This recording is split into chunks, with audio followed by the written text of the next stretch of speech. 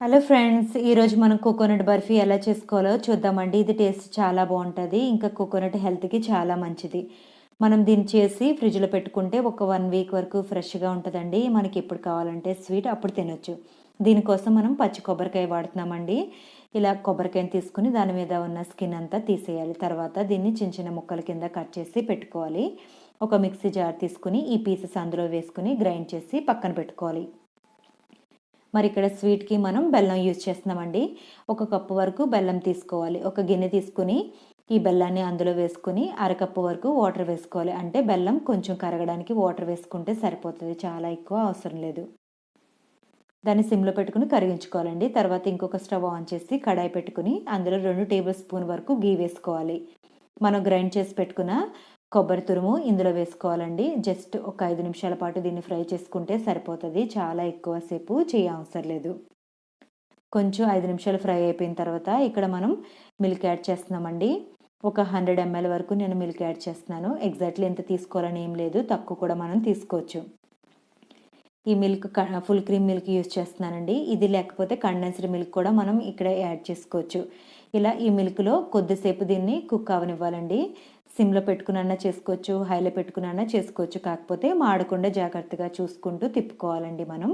తర్వాత ఇప్పుడు మన జాగరీ సిరప్ ఎలా ఉందో చూద్దాం. ఇక్కడ చూస్తారు కదా, బెల్లం అంతా చక్కగా కరిగిపోయిందండి. దీన్ని ఒక ఫిల్టర్ పెట్టుకుని ఒక్కసారి మనం ఫిల్టర్ చేసి పెట్టుకుందాం. ఇలా మనం చేసి పెట్టుకుంటే కనుక మనకి ఎప్పుడు ఏ స్వీట్ చేసుకోవాలన్నా చేసుకోవచ్చండి ఈజీగా. ఇక్కడ మరి milk powder 2 table spoon use చేస్తున్నామండి. దీనివల్ల బర్ఫీ చాలా టేస్టీగా ఉంటుంది. ఇది స్కిప్ చేయకుండా వేసుకోండి.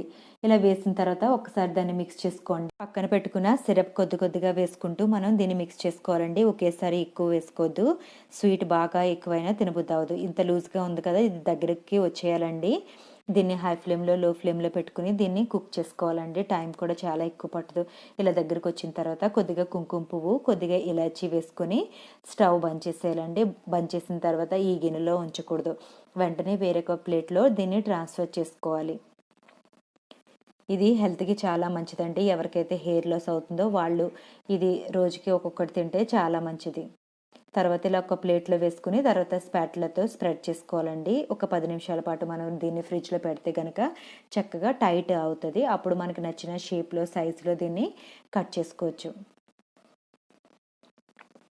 చూసారు కదా, ఇది అంతా హెల్తీగానే ఉంది. ఇందులో అన్హెల్తీ ఏమీ లేదండి. కొబ్బరి యూజ్ చేస్తాం, మిల్క్, ఇవన్నీ కూడా హెల్త్కి చాలా మంచిది. ఇలాంటి స్వీట్స్ చేసి మరి మీరు తినండి, ఇంకా మీ ఫ్యామిలీ అందరికీ కూడా తినిపించండి. మరి వీడియో నచ్చితే కనుక తప్పకుండా ట్రై చేయండి, లైక్ చేయండి, షేర్ చేయండి. మరి కొత్తగా చూసే వాళ్ళైతే సబ్స్క్రైబ్ చేసుకోవడం మర్చిపోకండి. Thank you for watching.